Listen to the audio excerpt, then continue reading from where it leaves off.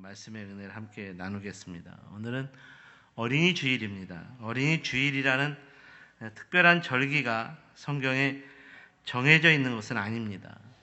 5월은 가정의 달이고 5월 5일은 어린이날을 앞두고 있기 때문에 어린이 주일을 정해서 어린이에 대한 성경적인 의미를 한번 생각해 보자는 것입니다. 어린이날이 우리나라의 국가기념일로 정해지게 된 것은 아동문학가인 소파 방정환 선생님께서 일제 치하 속에서도 어린이 교육을 연구하는 색동회를 조직했고 이 단체와 함께 어린이날을 만들었던 것이 그 기원이 되었습니다. 그러면 방정환 선생님은 어떤 분이었을까요? 방정환 선생님은 구연동화의 대가로 잘 알려져 있는 분이었습니다. 구연동화를 위해 전국적인 순회 공연을 다니며 활발한 어린이 교육과 어린이 문화 사업을 펼쳤습니다. 소파 방정환이 구연동화를 위해 전국 순회 공연을 다닐 때에 일본 경찰로부터 이 계몽 사상가로 의심을 받아 감옥에 갇히는 일도 있었는데 이 감옥의 죄수들 앞에서도 구연동화의 슬픈 이야기를 들려주었더니 간수들과 죄수들이 다 눈물바다가 되었다라는 그런 일화도 있습니다. 당시에 이 방정환 선생의 신데렐라 구연동화를 듣게 된 학생들이 그에 대해서 이렇게 회고한 기록도 남아 있습니다. 학생들의 눈에서 눈물이 줄줄 흘러 비단저고리에 비오듯 떨어지는데도 닦아내지도 않고 그의 동화를 듣고 있었습니다. 그러다 그의 이야기가 신데렐라가 의붓 어머니에게 두들겨 맞는 구절에 이르자 수많은 여학생들이 두 손으로 얼굴을 감싸고 마치 상갓집 곡성처럼 통곡하며 울기 시작했습니다. 안타까운 것은 이렇게 구연동화의 대가로서 아마 이 구연동화에 있어서만큼은 소파 방정환 선생님이 굉장히 천재적이었던 것 같습니다. 이 천재적이었던 방정환 선생이 31살의 젊은 나이에 고혈압과 신장염으로 요절하게 되었다는 것입니다. 이 방정환 선생님의 마지막 유언에서도 이 어린이 교육에 대한 그의 각별한 마음이 느껴집니다. 그의 마지막 유언은 어린이들을 두고 가니 잘 부탁하오, 이렇게 유언을 남기셨다는 겁니다. 정말 어린이들의 영원한 대부라 인정할 만한 그런 마음을 가진 분이었다는 생각이 듭니다. 방정환 선생님이 남긴 어린이 교육에 대한 어록 가운데 우리가 깊이 새겨들어야 할 또 하나의 중요한 말이 있습니다. 어린이는 어른보다 한 시대 더 새로운 사람들이다. 이 말은 어린이가 잘 성장해야 보다 나은 다음 세대를 기약할 수 있다는 도전을 주는 말입니다. 오늘은 이런 차원에서 하나님의 나라를 위해 다음 세대의 영적 주인공이 될 영적 자녀에 대한 성경적인 교훈을 함께 묵상해 보기를 원합니다. 오늘 우리가 함께 읽은 본문은 사도 바울이 다음 세대의 영적 주인공이 될 자녀들이 어떻게 길러져야 하는가에 대한 도전을 주고 있습니다. 자녀들아, 주 안에서 너희 부모에게 순종하라. 이것이 옳으니라. 내 아버지와 어머니를 공경하라. 이것이 약속 있는 첫 계명이니 이로써 내가 잘되고 땅에서 장수하리라. 이 말씀에서 바울은 자녀들에게 주 안에서 내 부모를 공경하라. 이것이 약속 있는 첫 계명이라고 말하고 있습니다. 이 말은 사도 바울이 10계명의 제1계명과 5계명을 동시에 언급하는 것으로서 영적 자녀에게 있어서 영의 아버지인 하나님을 공경하는 것과 육의 부모를 공경하는 것은 가장 중요하게 여겨야 하는 삶이라는 도전을 주고 있는 것입니다. 그러니까 여기서 내 부모를 공경하라는 것에는 육신의 부모를 공경하면서 동시에 영적 아버지가 되시는 하나님을 공경하라는 의미를 포함하고 있다는 말입니다.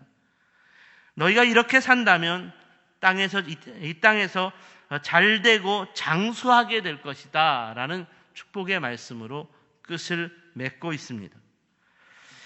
또한 10계명 제5계명인 부모 공경을 약속 있는 첫 계명이라고 표현한 것은 우리가 먼저 육신의 부모를 공경하는 법을 배우는 삶을 통해서 영적 아비가 되시는 하나님을 공경하는 삶도 온전히 살아낼 수 있다는 의미이기도 합니다.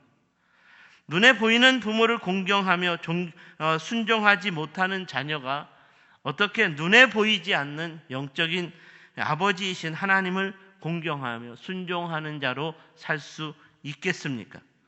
그러므로 오늘은 이런 차원에서 우리 주님 안에서 영적인 자녀에게 우리가 가르쳐야 하는 두 가지 공경의 삶에 대한 교훈을 좀 더 구체적으로 묵상해 보기를 원합니다. 그 첫 번째로 우리는 우리 자녀들에게 부모 공경하기를 가르쳐야 합니다. 어린이날을 맞이하여 우리 자녀들이 이 땅에서 진정으로 잘되고 축복받는 주인공으로 살아갈 수 있도록 하기 위해서는 우리 자녀들에게 부모 공경하기를 잘 가르쳐야 한다는 것을 명심하십시오. 오늘 본문은 이에 대하여 분명하게 교훈하고 있습니다. 자녀들아, 주 안에서 너희 부모에게 순종하라. 이것이 옳으니라. 내 아버지와 어머니를 공경하라. 이것이 약속 있는 첫 계명이니 이로써 내가 잘되고 땅에서 장수하리라. 이 본문에서 부모에게 순종하라, 내 아버지 어머니를 공경하라, 이렇게 표현하고 있는 이 표현은 모두가 명령형으로 쓰여지고 있다는 것을 주목해야 합니다. 이 말은 우리가 자녀들에게 부모에게 순종하고 부모를 공경하도록 명령하는 것으로서 가르쳐야 한다는 말입니다. 명령형으로 사용되었다는 것은 부모에게 순종해도 좋고 순종하지 않아도 좋다는 말이 아니라, 부모에게 공경해도 되고 공경하지 않아도 좋다는 말이 아니라 반드시 부모에게 순종해야 하고 공경해야 한다는 강제적 의미를 포함하고 있습니다. 아담 이후로 우리 인간의 본성은 사단에 속하여 악해졌기 때문에, 점점 악해지기 때문에, 악한 본성을 가지고 있기 때문에 때로는 이 강한 명령으로 압박하지 않으면, 가르치지 않으면, 깨닫지 못하고 듣지 않으려는 불순종의 습성이 있습니다. 그러므로 부모에게 순종하지 않고 공경하지 않으려는 자녀에게 강한 명령으로 가르쳐 줄 수 있어야 한다는 말입니다. 부모 자식 간의 폐륜의 문제가 사회적 문제가 됩니다. 왜 이런 문제가 생기는 것일까요? 부모에 대한 순종과 공경을 제대로 가르쳐 주지 않았고 제대로 배우지 못했기 때문입니다. 부모에 대한 순종과 공경은 명령으로 가르쳐야 하는 것이기 때문에 때로는 엄한 훈육과 체벌도 필요한 것입니다. 제가 우리 아들에게 2번을 체벌한 적이 있습니다. 아들을 이 2번을 체벌해야 하는 이 부모의 마음이 찢어질 듯이 아프다는 것을 제가 그때 경험해 보았습니다.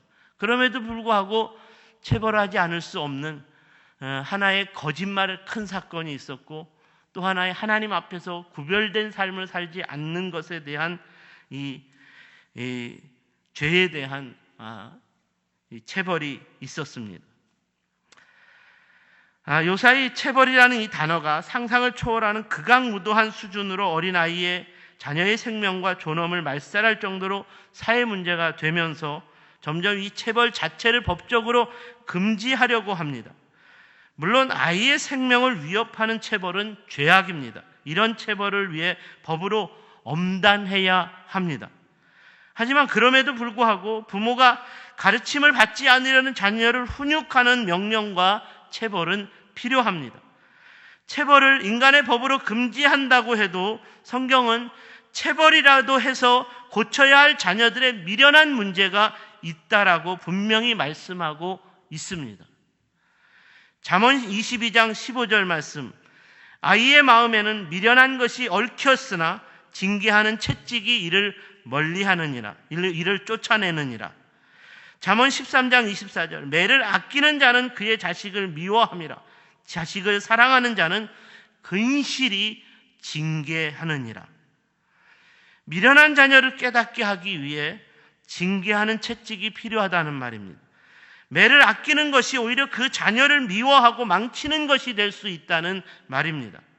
그러므로 자녀가 망하지 않도록 사랑의 징계가 필요하다는 말입니다.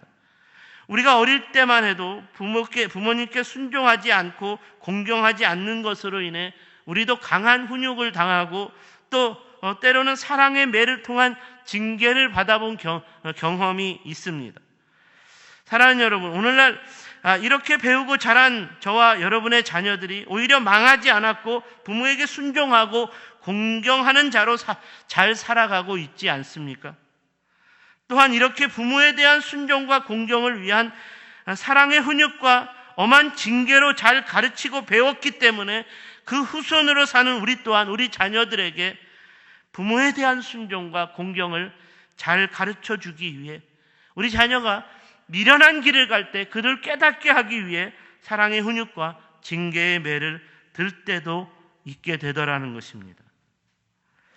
어린 시절부터 부모님의 말씀에 순종하는 법과 부모님 공경하기를 몸에 배도록 배우는 것은 이 땅에서 성도라면 마땅히 지켜야 하는 하나님의 약속이기 때문에 하나님과의 약속이기 때문에 해도 되고 안 해도 되는 차원이 아닌 반드시 해야 한다는 강한 명령형으로 도전하고 있다는 것을 잊지 말아야 할 것입니다.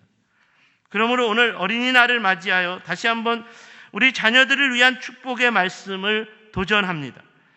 여러분의 자녀들이 진정으로 이 땅에서 잘되고 장수하는 축복의 주인공이 되기를 원하신다면 여러분의 자녀들이 부모에게 순종할 수 있도록 가르치십시오. 여러분의 자녀들에게 부모를 공경하도록 가르치십시오. 혹 여러분의 자녀들이 부모인 여러분에게 순종하지 않는 어리석음에 빠진다면 매운 손맛을 보여서라도 가르쳐 주십시오. 여전히 부모를 공경하는 법을 알지 못하는 미련한 자녀라면 더 매운 손맛을 보여서라도 가르쳐 주십시오. 그리고 오늘 이 자리에 나온 자녀들에게도 바울의 심정으로 선포합니다. 여러분이 이 땅에서 잘되고 장수하는 축복의 주인공이 되기를 원한다면 먼저 여러분의 부모에게 순종하십시오. 여러분의 부모를 공경하십시오. 나는 하나님은 공경하는데 내 부모는 공경하지 않아. 이런 것은 성도의 삶일 수 없습니다. 하나님을 사랑하는 것처럼 내 이웃을 사랑하라고 했습니다. 하나님을 사랑하는데 이웃을 사랑하지 않는다면 그 하나님 사랑은 거짓 사랑이라는 말입니다. 이와 마찬가지로 하나님을 공경하는데 부모를 공경하지 않는다면 하나님을 공경한다는 것도 거짓이라는 말입니다. 내 부모에게 순종하라. 내 부모를 공경하라. 저는 이 말씀을 묵상하면서 자녀들에게 대한 도전이라기보다는 부모에 대한 강력한 도전이라는 생각이 들었습니다. 부모의 자녀이기 때문에 부모에 대한 순종과 공경을 적극적으로 가르쳐서 자녀가 잘 배울 수 있도록 해야 한다는 말이기 때문입니다. 부모된 우리는 자녀들에게 순종과 공경을 잘 가르쳐야 할 책임과 의무가 있다는 말입니다. 폐륜적 범죄들을 보면 그 부모된 자들이 자녀들에게 잘 가르쳐주지 못한 것으로서 부모의 직무를 유기했기 때문인 경우가 대부분입니다. 바라기는 우리가 우리 자녀들에게 부모에 대한 순종과 공경을 잘 가르치고 잘 배우게 해서 이 땅에서 잘되고 장수하는 축복의 주인공으로 살아갈 수 있는 길을 활짝 열어줄 수 있는 영적 부모로서의 건강한 자녀 교육이 계속될 수 있기를 주님의 이름으로 축원합니다. 두 번째로 우리 자녀들에게 하나님 공경하기를 가르쳐야 합니다. 오늘날은 어른아이 할 것 없이 영적 아버지가 되시는 하나님 공경하는 법을 모르고 사는 세상이 되어버렸습니다. 그저 나만 잘되고 나만 성공하면 되는 것이지 하나님을 공경하고 하나님 나라를 위해 헌신하고 희생한다는 이 영적 개념의 삶을 잊어버린 지 너무나 오래된 일이 되어버렸다는 생각이 든다는 말입니다. 사랑하는 여러분, 저와 여러분이 영적 아버지이신 하나님을 공경하지 않는 세상이 되어버린다면, 이런 세상이 된다면 어떻게 될까요?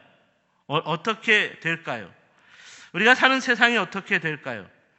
공동 번역본인 성경의 로마서 1장 24절 이하의 말씀을 보면 바울이 하나님을 공경하지 않는 세상이 어떻게 되는가에 대해서 이렇게 증거하고 있습니다. 그 때문에 하나님께서는 사람들이 자기 욕정대로 살면서 더러운 짓을 하며 서로의 몸을 욕되게 하는 것을 그대로 내어버려 두셨습니다. 사람들은 하나님의 진리를 거짓과 바꾸고 창조주 대신에 피조물을 예배하고 섬겼습니다. 인간이 이렇게 타락했기 때문에 하나님께서는 그들이 부끄러운 욕정에 빠지는 것을 그대로 내버려 두셨습니다. 여자들은 정상적인 성행위 대신 비정상적인 것을 즐기며 남자들 역시 여자와의 정상적인 성관계를 버리고 남자끼리 정욕의 불길을 태우면서 서로 어울려서 망측한 짓을 합니다. 이렇게 그들은 스스로 그 잘못에 대한 응분의 벌을 받고 있습니다. 인간이 하나님을 알아보려고 하지 않았기 때문에 하나님께서는 그들이 올바른 판단력을 잃고 해서는 안 될 일들을 하게 내버려 두셨습니다. 그래서 인간은 온갖 부정과 부패와 탐욕과 악독으로 가득 차 있으며 시기와 살인과 분쟁과 사기와 악의에 쌓여 있으며 없는 말을 지어내고 서로 헐뜯고 하나님의 미움을 사고 난폭하고 거만하며 제 자랑만 하고 악한 일을 꾀하고 부모를 거역할 뿐더러 분별력도 선의도 신의도 온정도 자비도 없습니다. 여러분은 이 말씀을 들으면서 어떤 생각이 드십니까? 저는 이 말씀을 들을 때, 읽고 들을 때 오늘날 우리가 살고 있는 세상의 모습을 그대로 소개하고 있다는 생각이 들었습니다.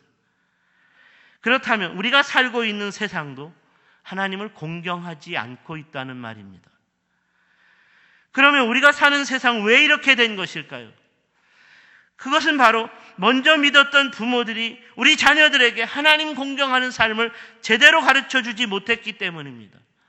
이전에는 우리가 사는 세상이 그나마 하나님을 공경하는 세상이었는데 오늘날 우리가 사는 세상이 하나님을 공경하는 삶에서 더 멀어져 있다면 이는 분명 우리 자녀들이 살아가고 있는 세상이 하나님을 공경하지 않는 세상이 되어버렸다는 이것은 먼저 믿은 우리 자녀들에게 하나님 공경하기를 제대로 가르쳐주지 못했기 때문이라는 말입니다. 구약의 여호수아가 먼저 하나님을 믿는 자로서 이스라엘 공동체 가운데 가장 중요하게 생각하고 가르친 것은 오직 하나님만을 공경하는 삶을 살아야 한다는 것이었습니다. 가나안 이방 민족들과 함께 사는 세상에서 이스라엘 공동체가 하나님의 뜻을 멀리하고 하나님께서 싫어하는 세상 것들을 배우고 따르려고 하니까 여호수아가 이스라엘 공동체를 모아놓고 그 공동체 가운데 일어서서 분명하게 가르쳤습니다. 너희가 그렇게 살면 안 된다. 그렇게 살면 너희는 망할 것이다. 나와 내 집은 오직 여호와 하나님만을 공경하며 살겠노라고 선언했습니다. 가르쳤습니다. 이러한 여호수아의 가르침을 따라 이스라엘 공동체가 화답을 했습니다. 좋습니다. 우리도 당신처럼 오직 여호와 하나님만을 공경하며 그의 말씀을 따라 살겠습니다. 그래서 여호수아가 이렇게 대답한 이스라엘 백성들의 말을 그대로 율법책에 기록한 후에 이에 대한 언약의 증거로 큰 돌을 기념비로 세웠다고 했습니다. 여호수아 24장 31절을 보면 이러한 기념돌비가 세워진 것으로 인하여 여호수아가 사는 날 동안과 여호수아 뒤에 생존한 장로들 곧 여호와께서 이스라엘을 위하여 약속한 모든 일을 아는 자들이 사는 날 동안 여호와를 섬겼다고 기록하고 있습니다. 그러니까 이 말씀은 적어도 여호수아와 함께 기념돌비를 세우고 살았던 사람들만큼은 오직 여호와 하나님만을 공경하며 살아야 한다는 것을 알았고 그렇게 가르쳤고 그렇게 살았다는 말입니다. 하지만 이러한 믿음의 사람들이 다 죽고 난 이후에 기록되고 있는 이스라엘 공동체의 역사는 가나안 땅에서 이방 민족과 문화 가운데서 하나님을 공경하는 삶에서 실패했다는 암울한 사사시대의 이야기가 뒤따라 나오며 소개되고 있습니다. 사사시대를 기록하고 있는 사사기 1장에서 마지막 21장까지 말씀에서 반복되는 표현을 주목해서 보시면 이렇습니다. 이스라엘 자손이 또 여호와의 목전에 악을 행하니라. 이스라엘 자손이 또 여호와의 목전에 악을 행하니라. 무슨 말입니까? 이스라엘 공동체가 하나님을 공경하는 삶을 가르치지 않았고 계속 가르치고 계속 배워야 하는 삶에서 실패했다는 말입니다. 그래서 여호와의 목전에 악을 행하는 일들이 반복될 수밖에 없었다는 말입니다. 사랑하는 여러분, 저는 이번 한 주간 말씀을 준비하고 묵상하면서 오늘날 우리 시대에서도 사사기와 로마서 1장에서 표현되고 있는 여호와 하나님 앞에서 악하고 어둡고 부정하고 방탕하고 음란한 세상의 모습들이 또다시 반복되고 있다는 것으로 인하여 이런 시대의 믿음의 사람으로 살고 있는 우리 자녀들에게 하나님의 자녀로 하나님을 공경하기를 제대로 가르쳐주지 못한 죄, 우리의 죄가 있다는 것으로 인해 회개할 수 있어야 한다는 생각이 들었습니다. 왜 세상이 이렇게 악하고 음란한 가치를 추구하게 되었을까요? 왜 세상이 하나님 없이도 살 수 있다고 생각하는 불신으로 가득한 세상이 되었을까요? 왜 오늘날 세상이 하나님의 교회를 외면하고 조롱하고 멸시하는 그런 세상이 되었을까요? 그것은 바로 먼저 믿은 자로서 부모된 우리가 우리 자녀들에게 세상에서 1등으로 살라고 가르치고 세상에서 성공자로 살라고 가르치는 것만을 좋아했지 하나님을 공경하는 삶을 살아야 한다고 잘 가르쳐주지 않았고 잘 배우지 못했기 때문이라는 말입니다. 제가 수년 전에 어떤 목사님에게 아주 충격적인 이야기를 들은 적이 있습니다. 구약의 엘리 제사장의 아들들과 같은 죄악이 지난날 한국 교회 가운데서 벌어졌다는 슬픈 이야기였습니다. 서울 강남에 있는 대형교회 목사님의 아들들이 교회 부흥회가 끝나면 항상 성도들이 성금한 바구니를 제정실에다 갖다 놓는다고 하면서 들고 가다가 수백만 원이 든 헌금 봉투를 자기 주머니에 집어넣고 그 길로 유흥비로 흥청망청 사용하기를 즐겨 했다는 것이었습니다. 그 아들들이 지금은 어떻게 되었을까요? 지난날 일이니까 그 아들들이 지금은 어떻게 되었을까요? 하나님은 살아계십니다. 그러므로 그들은 엘리 제사장들의 아들들처럼 쫄딱 망하고 말았습니다. 이는 목사라도 자기 아들들에게 하나님 공경하는 삶을 제대로 가르치지 않았고 그래서 하나님을 공경하는 삶을 살지 못해 그들이 쫄딱 망했다는 슬픈 이야기입니다. 우리가 우리 자녀들에게 하나님 공경하기를 제대로 가르치지 않으면 하나님 없이 살 수 있다는 악하고 부정한 세상의 주인공이 될 것입니다. 어떻습니까?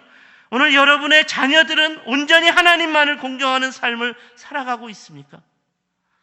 여러분의 자녀들에게 하나님 공경하기를 잘 가르쳤다고 자부할 수 있겠습니까? 과연 우리의 다음 세대가 사사시대와 같은 암흑의 역사로 기록되지 않을 자신이 있느냐는 말입니다. 바라기는 저와 여러분이 오늘부터라도 다음 세대의 주인공이 될 우리 자녀들에게 하나님 공경하기를 온전히 가르쳐주는 것으로서 우리 다음 세대가, 우리 자녀들의 세대가, 우리 자녀들의 자녀들의 세대가 사사기 22장의 주인공이 되는 것이 아니라 사도행전의 29장의 새로운 역사를 기록할 수 있는 진정한 하나님 나라의 주인공으로 세워지고 성장할 수 있고 살아갈 수 있게 되기를 주님의 이름으로 축원합니다. 바라기는 우리 자녀들이 우리보다 더 부모에 대한 순종과 공경을 잘 배우고 우리 자녀들이 우리보다 더 하나님께 대한 순종과 공경을 더 잘 배워서 가장 중요한 첫 계명을 지킨 하나님의 사람으로서 이 땅에서 잘되고 장수하며 죄악과 어둠으로 가득한 이 땅을 거룩하게 변화시키고 치유하는 거룩한 부흥을 일으키는 거룩한 하나님의 사람으로서 살아갈 수 있게 되기를 주님의 이름으로 축원합니다. 기도하겠습니다.